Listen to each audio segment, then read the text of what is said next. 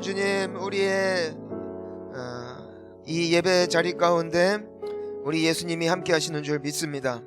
그리고 우리가 예수님을 알고 주님을 경험하고 주님을 만나게 될 때 우리의 심령은 새로워지고 우리의 안에 있는 모든 죄성이 떠나가게 되어지고 내 인생 속에 역사하고 있는 모든 저주의 영이 떠나가게 되어질 줄 믿습니다.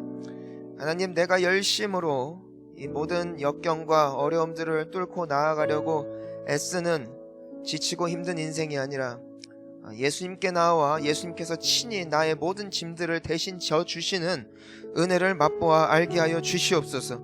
우리가 예배하는 가운데 귀신이 떠나가게 하여 주옵시고, 우리가 예배하는 가운데 나를 괴롭히고 있는 모든 생각들이 떠나가게 하여 주옵시고, 우울증이 떠나가게 하여 주옵시고, 우리의 삶 속에 있는 모든 관계의 무너짐과 서로를 향한 용서하지 못하는 마음이 떠나가는 은혜가 임하기를 간절히 기도합니다. 나의 노력이 아니라 주님이 하실 줄 믿습니다. 오늘 예수님 만나게 하여 주옵시고, 어떠한 심령이라도 어떠한 인생이라도 어떠한 저주받은 존재다 할지라도 예수님 만나면은 복된 인생으로 그 순간 변화되어질 줄 믿습니다. 오늘 우리가 그런 존재 되어지는 축복의 예배가 되어지게 하여 주시옵소서. 예수님의 이름으로 기도합니다. 아멘. 잘 오셨습니다. 우리 옆에 분들과 함께 인사하시겠습니다. 잘 오셨습니다. 자, 우리가 예수님 만나 정말 새 생명 얻었는데 이 생명이 유지될 뿐 아니라 이어지고 더 풍성해지는 은혜가 있기를 주님의 이름으로 축원합니다. 예배를 계속 드려라 하면은 힘든데 우리 예수님 만나자 하면 좋은 거예요. 기도하자 하면은 되게 지쳐요. 그런데 우리 예수님과 함께 우리 화목하자 하면은 그 시간이 복된 거예요. 내가 봉사를 하고 사역을 하자 하면은 시간이 흐를수록 지치지만 우리가 사랑하는 예수님을 기쁘시게 해보자 하면 그 사역이 갈수록 감격이 되고 기쁨이 되는 것이고, 내가 주님을 힘써 알자, 이것이 내가 신앙을 하는, 내가 교회에 다니는 유일한 이유와 목적이 되어질 때에 우리의 삶 가운데는 평강과 기쁨이 날이 갈수록 넘치는 은혜가 회복되어질 줄 믿습니다. 여러분, 그러니까 오늘도 그렇고 여러분들이 교회에 올 때마다 예수님 만나러 오세요. 그러니까 예배 드리려고 오지 말고 예수님 만나러 오세요. 예수님은 찾아가야 돼요. 달려가야 돼요. 믿으세요. 그분 만나면 우리는 회복돼요. 그리고 또 새 힘을 얻고 또 기쁨이 회복되는 거예요. 그러니까 여러분, 환경 바꾸려 하지 마시고 예수님을 만나세요. 여러분들의 성향과 그 기질을 바꾸려고 애쓰지 마시고 예수님을 만나세요. 그러면 여러분들을 짓누르는 모든 저주가 가벼워질 거예요. 여러분들이 너무 무겁게 느껴지던 그 모든 인생의 짐들을 예수님께서 대신 져주시는 은혜를 맛볼 때 이것이 이토록 가벼웠구나, 이것이 이토록 쉬운 것이었구나. 여러분들은 예수님 안에서 그러한 평강을 누리게 되어질 줄 믿습니다. 그래서 이 시간 우리가 앞뒤 좌우에 계신 분들을 축복할 때, 이제 이것도 처음 할 때는 뭔가 또 새로워서 좋았는데 한 2년 계속 하니까 이 축복도 그냥 그래요. 처음에는 어떤 분이 그러더라고요. 나는 이 축복 때문에 교회 오기가 상당히 거시기해졌다고. 너무 민망해서. 지금은 익숙해졌는데 이 의미가 무엇이냐면 내가 하나님의 대리자로 서는 거예요. 우리 예수님은 내 옆에 앞뒤에 계신 사람을 축복하기를 원하시니까 당신이 그 예수님 만나 오늘 회복되기를 원합니다 라는 그러한 기도의 마음으로 축복하며 우리 함께 손을 내밀어 서로를 축복하며 나아가시겠습니다. 하나님께서 당신을 통해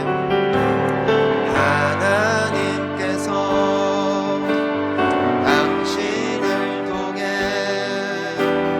메마른 땅에 샘물 나게 하시길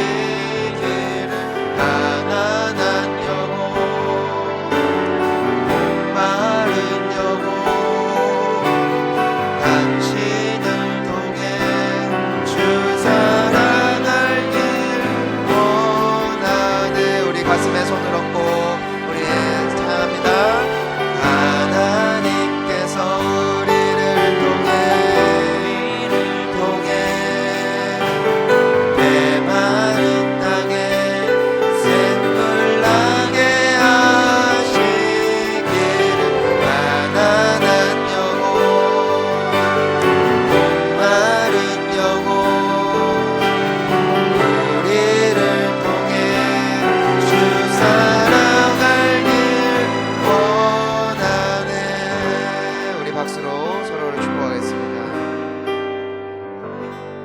함께 나눌 하나님의 말씀은 요한계시록 3장 1절부터 6절까지 말씀입니다.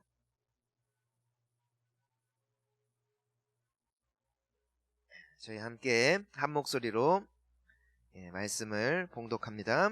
사대교회의 사자에게 편지하라. 하나님의 일곱 영과 일곱 별을 가지신 이가 이르시되 내가 내 행위를 아노니 내가 살았다 하는 이름은 가졌으나 죽은 자로다. 너는 일깨어 그 남은 바 죽게 된 것을 굳건하게 하라. 내 하나님 앞에 내 행위의 온전한 것을 찾지 못하였노니 그러므로 내가 어떻게 받았으며 어떻게 들었는지 생각하고 지켜 회개하라. 만일 일깨지 아니하면 내가 도둑같이 이르리니 어느 때에 내가 이르는지 내가 알지 못하리라. 그러나 사대에 그 옷을 더럽히지 아니한 자 몇 명이 내게 있어 흰 옷을 입고 나와 함께 다니리니 그들은 합당한 자인 연고라.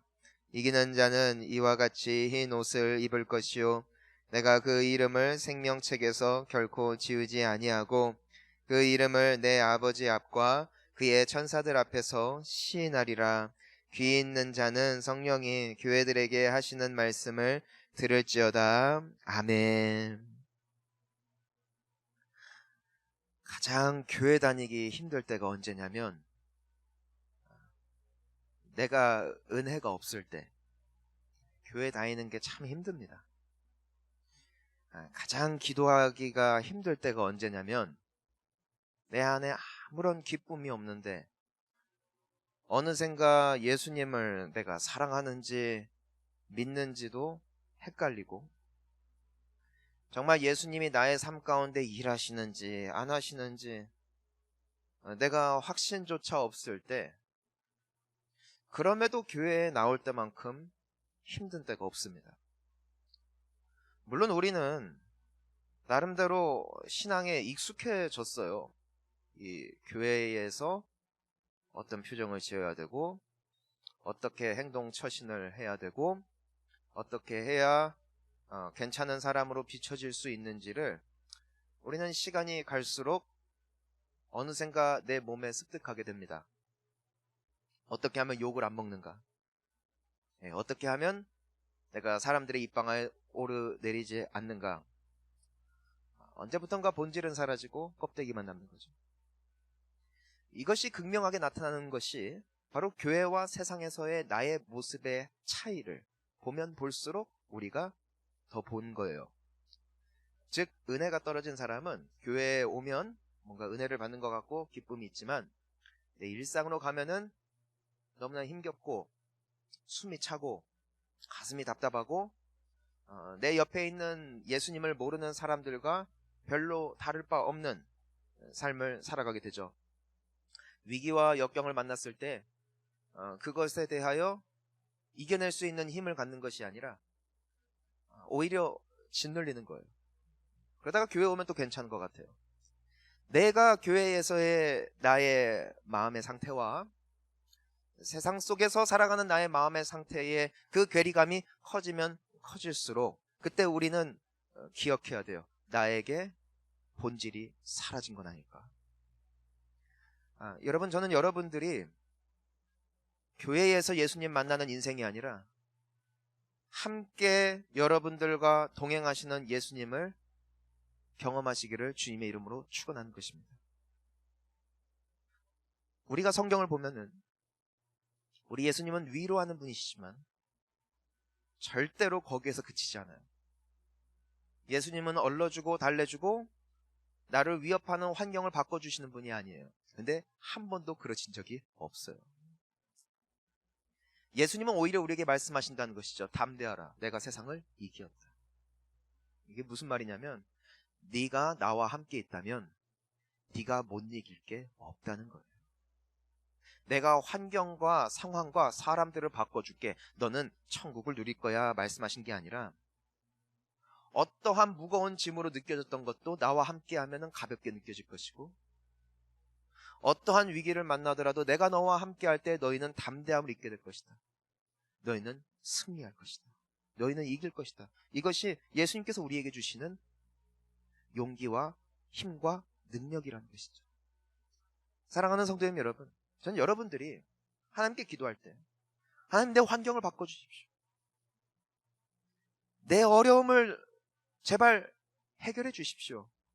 물론 우리가 그러한 기도를 해야 될 때가 있다는 것이죠. 정말 힘드니까. 하지만 여러분들이 거기에서 더 나아가 하나님 나에게 이 모든 것들을 뚫고 나아갈 수 있는 담대함과 능력과 지혜를 더하여 주시옵소서. 여러분 이것이 크리스천입니다. 때문에 예수님께서는 우리를 호칭하실 때 그리스도의 강한 용사, 강한 군사. 내가 보호해주고 지켜줘야 할 대상만이 아니라 너희들은 세상과 싸워 이길 수 있는 능력의 사람들이다. 왜? 예수님이 함께 하시기 때문에. 저는 여러분들이 이 예수님을 세상에서 경험하시기를 축원합니다. 우리가 오늘 말씀을 보면은 이 사대교회, 우리가 이 요한계시록을 통해서 7교회를 향한 예수님의 말씀을 보게 되는데 그 모든 교회의 모습들이 우리 안에 있는 거예요. 그래서 우리가 이제는 다시 한번 이 말씀을 통하여 오늘 지금 방금 제가 서두에 나누는 내용들을 다시 한번 되짚어보기를 원하는데요. 우리 1절 말씀을 다시 한번 읽어보겠습니다. 시작. 사대교회의 사자에게 편지하라. 하나님의 7 영과 7 별을 가지신 이가 이르시되 내가 내 행위를 아노니 내가 살았다 하는 이름은 가졌으나 죽은 자로다. 우리가 먼저 이 사대교회 하니까 지역이 사대라는 곳이겠죠. 그러니까 우리가 이 지역을 알면은 그 교회의 상태를 볼 수가 있어요.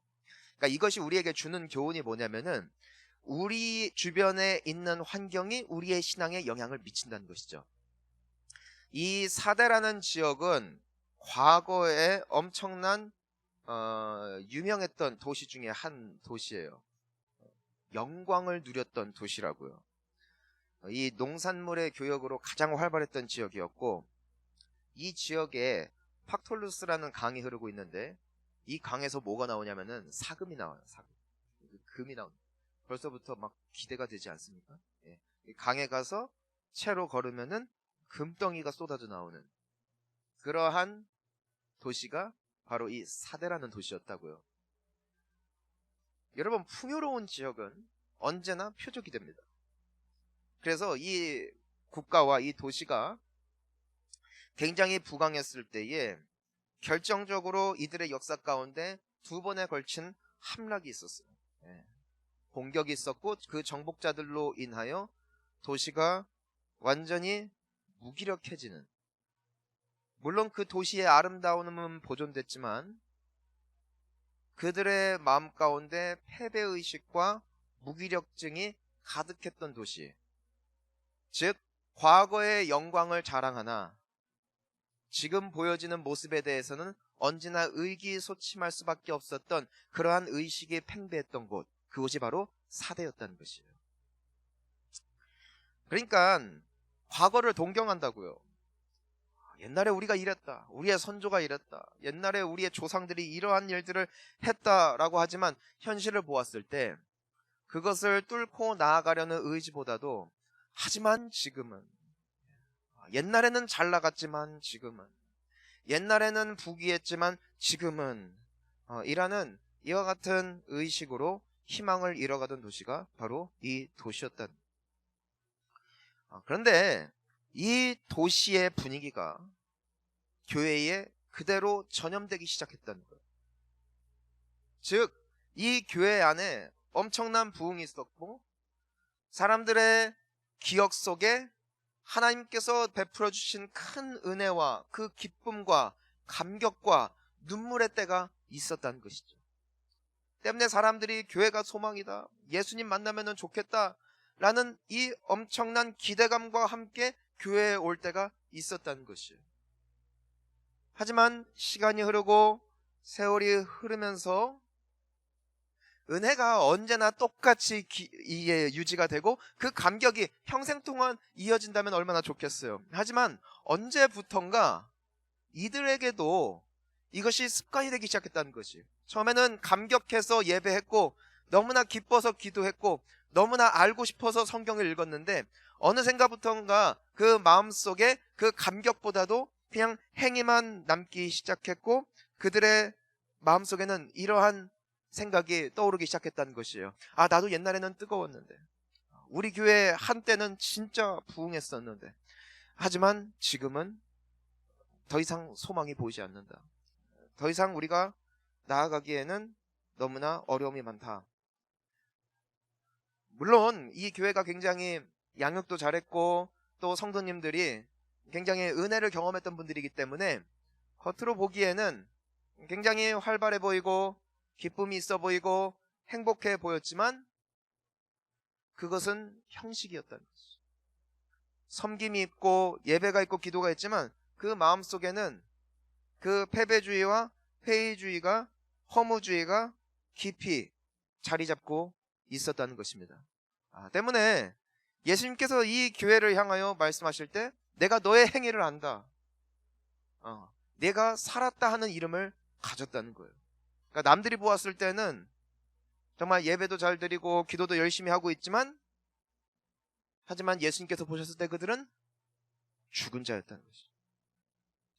우리가 디모데후서 3장 5절을 보면은 바울이 마지막 날을 예견을 할 때 이와 같은 이야기를 합니다. 경건의 모양은 있으나 경건의 능력은 부인하니. 즉 예수님 사랑합니다, 예수님이 나의 힘이십니다, 예수님이 나의 능력 되십니다 라는 고백도 있고 찬양도 있고 교회에 열심히 다니고 있지만, 집에 가면, 일상에 가면, 나의 삶의 현실과 마주하게 되어지면 내 입술에 그 고백이 끊어지는 거예요. 내가 예수님을 의지하여 뚫고 나아가겠다라는 고백이 있는 것이 아니라 그건 그거고 이건 이거고, 이것을 향하여 예수님께서는 네가 살아있다는 이름은 가졌으나 너는 이미 죽었다. 이것이 우리를 죽인다는 것이에요. 내가 얼마나 행위를 열심을 가지고 있느냐가 나를 살리는 것이 아니라 내 마음속에 예수 그리스도께서 함께 하시는 것이 우리를 살리는 능력이 되어지는 줄 믿습니다. 그래서 우리가 이거를 어떻게 뚫고 나아갈 때 나는 회복할 수 있을까? 예수님은 우리의 이 형편과 상황을 알고 계신다는 것이에요. 하지만 예수님께서는 그것을 꾸짖으시고 끊으시는 분이 아니라 우리가 다시 회복될 수 있는 방법을 알려주심으로 우리가 다시 예수 그리스도 안에서 교회에서뿐만이 아니라 과거의 기억에서뿐만이 아니라 바로 오늘 하루하루를 내가 살아갈 때 그분의 풍성함과 위로하심을 경험하는 인생이 되기를 원하신다는 것이죠. 우리 함께 2절 말씀을 함께 읽어보겠습니다. 시작. 너는 일깨어 그 남은 바 죽게 된 것을 굳건하게 하라. 내 하나님 앞에 내 행위에 온전한 것을 찾지 못하였노니. 그러니까 예수님이 말씀하세요. 네가 한때는 갖고 있었지만 어느샌가 잃어버린 것을 다시 굳게 해야 된다는 것이. 자, 그것을 오늘 예수님이 두 가지로 말씀해 주십니다. 자, 우리 3절 말씀을 함께 봅니다. 자, 시작. 그러므로 내가 어떻게 받았으며 어떻게 들었는지 생각하고 지켜 회개하라. 만일 일깨지 아니하면 내가 도둑같이 이르리니 어느 때에 내가 이르는지 내가 알지 못하리라. 자, 우리 예수님께서 보셨을 때 내 행위는 살아있지만 영이 어느샌가 죽어있는, 그렇다면 내 영혼이 다시 회복될 수 있는 그 방법. 자, 첫 번째, 내가 처음에 받았던 그 은혜를 항상 기억하라는 거예요. 그러니까 네가 어떻게 받았고 어떻게 들었는지 생각하라는 거예요. 이 생각하라는 것이 기억하라는 거예요.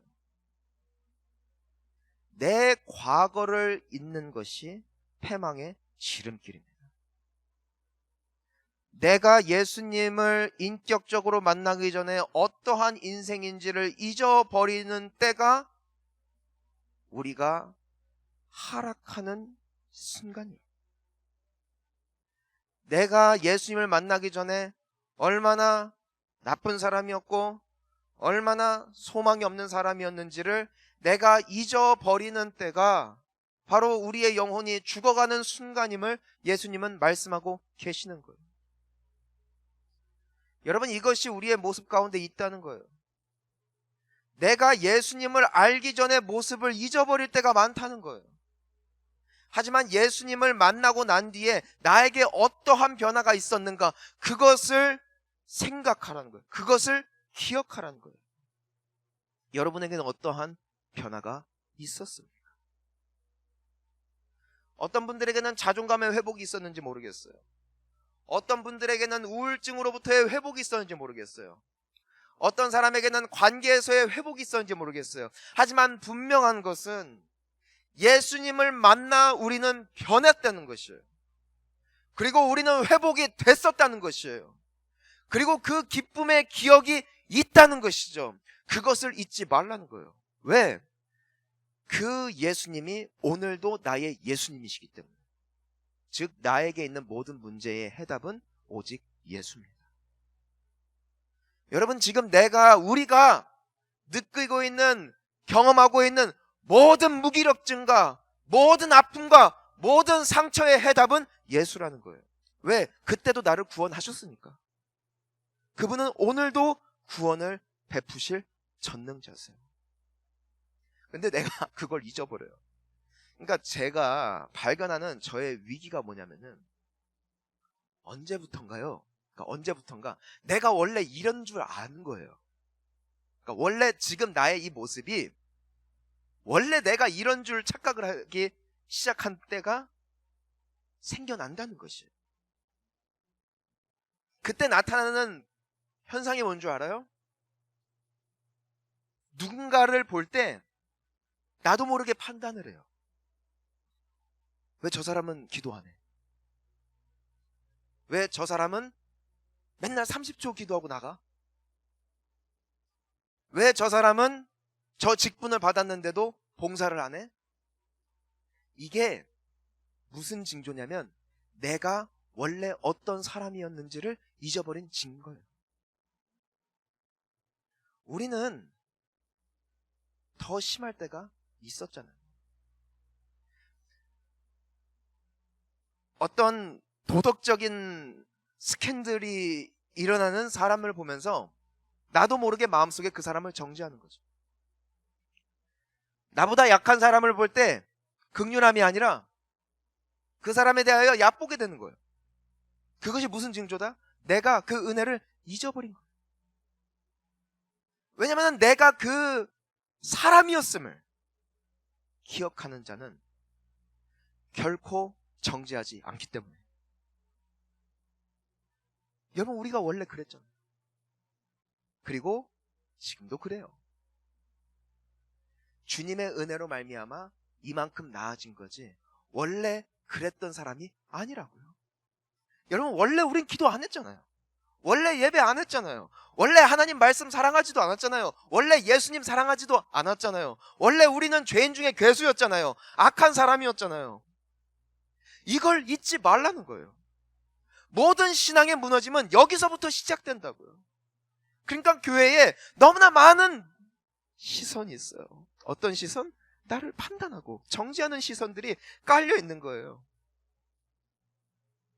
그래서 교회가 안식처가 되는 것이 아니라 예수님을 닮은 공동체가 되는 것이 아니라 판단하고 정죄하고 죽이는 공동체가 되는 것이 바로 이 은혜가 사라졌을 때. 사랑하는 성도님 여러분, 은혜를 잊으면 안 돼요. 이것이 사실 우리의 모든 삶에 연결이 되어 있습니다. 가끔 제가 부부 관계에 있어서도 제가 망각할 때가 있어요. 내가 처음에 아내를 만났을 때 얼마나 허접이었는지, 얼마나 이 사람과 어울리지 않는 사람이었는지 망각하고, 이제는 10수년이 지나니까 나도 많이 따라왔단 말이에요. 예전보다는 그래도 상식선에서 대화가 되고 조율이 되고, 또 어떤 건 내가 좀 더 잘하는 것도 생겼어요. 예전에는 아무것도 없었는데, 그러다 보니까 내가 막 맘먹으려고 하는 거예요. 넌 이게 문제고 넌 저게 문제고, 그럴 말할 처지가 아닌데. 그때마다 제 귀한 아내분께서 저를 일깨워 주세요. 야, 이성민 정신 차려. 그러면은 회개하는 거야. 그치? 나는 너가 어떻게 지금까지 됐는지 너 잊지 마 하면은 그때 회개가 돼요. 그치? 내가 얘랑 비빌 수준은 아니지. 그러면 다시 잘 하게 돼요. 그걸 잊어버리니까 상대방의 약함을 보고 상대방의 부족함을 판단하고 정죄하고 웃기는 꼴이죠. 지가 뭔데, 그쵸? 근데 이게 예수님과 우리의 관계가 똑같다는 거예요. 우리는 예수님 덕분에 복된 사람들이 된 줄 믿습니다. 근데 그분의 은혜가 끊어지잖아요. 여러분 바뀐 것 같죠? 우리 사실 하나도 안 바뀌었어요. 똑같아요. 진짜 똑같더라고. 제가 변한 줄 알았어요. 그래서 예수님이 가끔씩 은혜를 걷어주세요. 이렇게. 그게 은혜예요. 은혜를 싹 걷어주세요. 그러면은 내 본질이 그대로 나오거든요. 생각보다 더 더럽더라고요. 한 번씩 저에게 은혜를 딱 걷어가시면은요, 저는 예수님 사랑하는 줄 알아요. 근데 아니에요. 예수님이 나를 사랑해 주셨기 때문에 내가 그분을 사랑한 거였더라고요. 근데 예수님이 한 번씩 은혜를 걷어주시는 은혜를 주세요. 한번 네 민낯 좀 볼까? 하고선 화장기를 싹 지워주세요. 그러면 은혜로 덮여있던 나의 민낯이 드러나는데 그것은 흉물스러워요. 흉물스러워요. 예수님은 우리에게 다시 그분을 사랑할 수 있는 참 신앙인, 즉 종교인이 아니라 정말 예수님과 함께 동행하는 인생이 되게끔 하시기 위하여 우리에게 말씀하세요. 그날을 기억하라. 그날을 기억하라. 내가 예수 만나서 얼마나 변했는지, 내가 왜 예수님 아니면 안 되는지, 그래야만 우리는 형식으로 주님을 찾는 인생이 아니라 온 마음과 전심과 뜻을 다하여 나에게 문제가 있을 때마다, 나에게 아픔이 있을 때마다, 나에게 상처가 있을 때마다 예수님을 붙잡게 되는 삶이 되어질 줄 믿습니다. 이게 진짜예요. 이게 진짜예요. 흉내내는 게 아니라 내가 정말 그분이 필요함을 알기 때문에. 그러려면 어떻게 해야 된다? 내 옛 모습을 기억하세요. 여러분, 우리는 은혜로 오늘까지 왔기에 남은 생에도 오직 그분의 은혜로 살아갈 수 있게 될 줄 믿습니다. 이거를 잊지 마요. 두 번째예요. 두 번째, 우리 함께 3절 말씀을 계속 보면은요, 뭐라고 말씀하시냐면은 그것을 기억하고 생각하고 뭐라고 말씀하시면 지켜 회개하라. 지켜 회개하라. 뭘 지키라는 거예요? 그 은혜의 삶을 지키라는 거예요. 지켜 회개라는 것은 그것을 지키는 게 회개예요. 그러니까 회개는 다른 게 아니라 내가 처음 예수님을 만났을 때에 나에게서 드러났던 그 변화와 나의 달라졌던 모습을 내가 생명 다해 지키는 게 회개예요. 여러분, 예수님을 처음 인격적으로 경험하고 은혜를 받으면은 사람이 기도하고 싶어져요. 성경이 읽고 싶어져요. 교회에 오고 싶어져요. 그러니까 이게 예수님을 만났을 때 우리에게 나타난 변화예요. 예수님 만나기 전에는요, 막 옆에서 오라니까 끌려와요. 배우자가 가자니까 그냥 가정의 평화를 위해 와줘요. 그리고 억지로 맞춰주는 거예요. 그 마음에 아무것도 없죠. 하지만 은혜를 받으면은요, 내가 누군가가 시키지 않아도 그분을 찾는다니까요. 제가 예수님을 처음 만났을 때 늘 찬양했어요. 찬양. 그 찬양이 너무 좋아서. 그래서 막 기도하고 싶고 성경 보고 싶고, 성경을 아무리 읽어도 너무 좋은 거예요. 너무 재밌어. 그리고 그것이 이해가 되는 거예요. 그러니까 이게 은혜 받은 거예요. 은혜 받은 거. 그래서 막 교회에 막 새벽마다 오고 막 예배 때마다 오고, 근데 너무 좋은 거예요. 왜? 은혜를 받았으니까. 근데 여러분, 시간이 지나가잖아요. 우리는 사람이에요. 마음에 내가 하고 싶은 마음보다도 억지로 되어지는 순간이 온다는 것이에요. 여러분, 이때가 중요합니다. 이때가 중요한 거예요. 감정은요, 절대로 의지로 살아나지 않아요. 그쵸? 내가 예수님을 사랑해야지 애쓴다고 사랑됩니까? 내가 은혜를 받아야지 애쓴다고 은혜를 받냐고요? 안 되는 거예요. 안 돼요. 여러분, 우리 이렇게 생각해 봅시다. 처음에 결혼할 때 이 사람만 영원히 사랑할 것 같아요. 그게 진짜예요. 근데 결혼하고 2, 3년 지나잖아요. 그 감정은 사라져요. 근데 진짜 사랑이 뭔 줄 알아요? 감정 따라가는 게 아니에요. 그거는 에로스적인 사랑이에요. 아가페 사랑은, 즉 예수님의 사랑은 그럼에도 불구하고 사랑이에요. 그럼에도 불구하고 용서해요. 이게 진짜예요. 내가 마음이 동하기 때문이 아니라 내가 설령 그런 마음이 없어도 이 사람을 용서하고 품어주고, 예전에는 용서하고 품어주고 이해해주는 게 어렵지가 않아요. 왜냐면 내 감정이 그렇게 동해 있으니까. 근데 나중에 결혼 생활하고 상대방을 알아가는 것이 오랜 시간이 지나잖아요. 그 엔돌핀은 더 안 나올 수 있어요. 하지만 그때 사람들이 착각을 해요. 나 이 사람 더 사랑 안 하나 봐. 이 사랑은 거짓된 거였나 봐. 진짜 사랑을 찾아서 드라마를 키죠. 진짜 사랑을 찾아서 등산 모임에 나가고 탁구 동호회 나가고, 내 사랑은 어디에? 그리고 찾아다니는 거예요. 눈 맞으면 내가 내 사랑을 드디어 만났다. 그래서 불륜을 하는 거예요. 그래서 바람을 피는 거예요. 그거 사랑 아니에요. 여러분, 우리가 취미 생활을 할 때도요, 취미는 재밌으니까 취미거든요. 근데 그런 사람들이 있어요. 나 이거 너무 재밌어서 이걸 내 업종으로 삼아야겠다. 업종으로 삼는 순간부터 그건 일이 되더라고요. 취미일 때는 내가 시간 날 때 조금씩 하고 재미로 하는데, 이것이 나의 전문직이 되어지면은 그때부터는 이건 취미가 안 돼요. 내 일이 되는 거예요.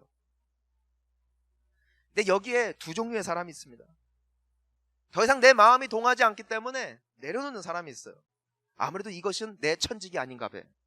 이런 사람들은 몇 년에 한 번씩 계속 업종을 바꿔요. 이거 했다가 저거 했다가 막 바꿔요. 그러니까 인생에 늘 한계점이 있는. 그런데 두 번째 사람은요, 설령 내 마음이 동하지 않아도 끊임없이 연구하고 개발하고, 설령 싫어도 끝까지 한 우물을 파는 사람이 있어요. 그 사람은 전문가가 되더라고요. 저희 원로 목사님이 종종 하셨던 말씀이 있어요. 내가 현직에 있을 때 나는 울면서 운동했다. 되게 아이러니하죠. 왜냐면 이분은 운동하시는 걸 굉장히 좋아하세요. 테니스도 치셨고 배드민턴도 치셨고 등산도 하시고 그냥 운동하는 걸 워낙 좋아하는 분이세요. 근데 왜 울면서 운동을 하냐 이거예요. 운동도요, 처음에는 재밌는데 운동도 몇 개월 몇 년 하면은요 나가기 싫을 때가 있어요. 당연한 거예요. 근데 나가기 싫다고 안 나가면 어떻게 되기 때문에? 내 건강이 무너지기 때문에. 때로는 운동하기 싫어도 울면서 나가는 거예요. 저희 사모님도 마찬가지거든요. 그냥 억지로 나갈 때가 더 많았던 것 같아요. 나가고 싶어서가 아니라, 운동하러 너무 재밌어서 나가는 게 아니라 나가야 되니까. 여기서 끊어지면 건강이 무너지니까. 이제 재밌는 게 있어요.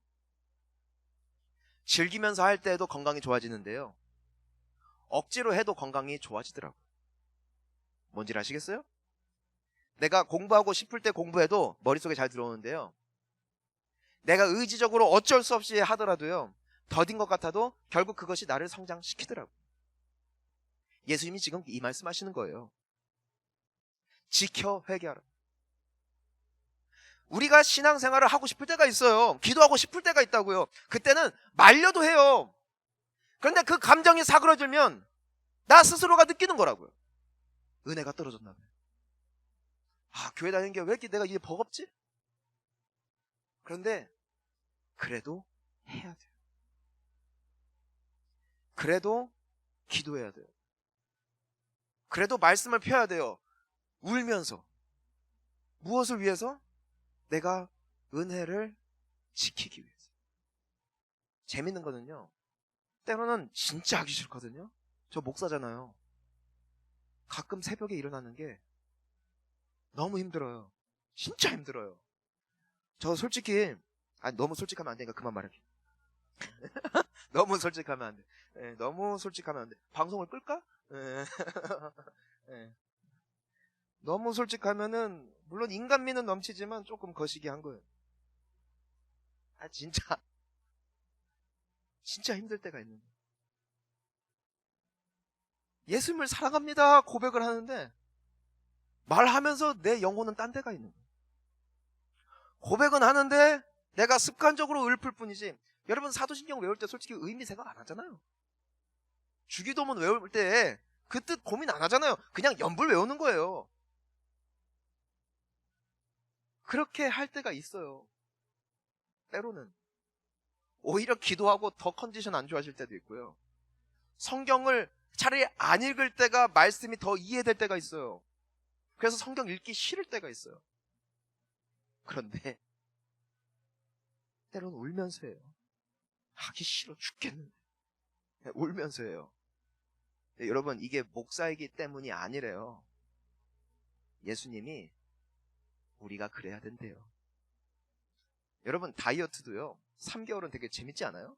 막 운동하고 막 근육이 붙고 비계덩어리가 막 소멸되어지는 것이 느껴지면서 막 3, 4개월은 막 기뻐요. 근데 3, 4개월 오면서 요요 현상이 오면서 내 위가 막 위장이 막 움틀거리기 시작하면서 그때부터 퍼먹죠. 그리고 과거에 나의 어떤 습관으로 돌아가서 다시 퍼질러 누우는 거예요. 그러면 다시 비계가 붙어요. 더 붙어요. 주님은 참 우리에게 이해할 수 있는 삶의 여러 여건들을 조장해 주세요. 그런데 평생 그 몸을 유지하는 사람들을 보면은요, 지독할 만큼, 때로는 인간미가 없을 만큼, 근데 그 사람들이 프로예요. 그 사람들은 깊은 세계로 들어가요. 그 사람들은 일반 사람들이 알 수 없는 세계로 넘어가요. 그래서 전문가예요. 저는 여러분들이 깊은 영성을 캐내어 알기를 주님의 이름으로 축복하는 것입니다. 예수님을 때로는 찾기 싫어도 찾으세요. 왜? 그래야 내가 계속 살아가요. 때로 기도하기 싫어도요, 그냥 정해놓고 그 시간에 와서 졸더라도 기도하세요. 그러면 남들이 알지 못하는 영역으로 넘어가는 순간이 와요. 여러분 기억하세요. 모든 성장은 똑같아요. 성장은 절대로 서서야 되지 않아요. 모든 성장의 특징은 계단이에요. 그대로 가요. 아무리 노력해도 변화가 없어요. 근데 계속 가야 한 번씩 점핑해요. 그쵸? 공부해본 분들은 알죠? 공감이 안 가요? 네. 운동도 똑같아요. 아무리 운동을 해도 살이 안 빠질 때가 와요. 그때까지는 막 3, 4kg 빠지는 거예요. 근데 딱 어느 시점 되면 안 빠져요. 내가 퍼먹기 좋은 때입니다. 포기가 되는 거예요. 그런데 계속 하면은 어느 시점이 됐을 때 팍 빠져요. 그리고 또 유지가 돼요. 이렇게 가는 거예요.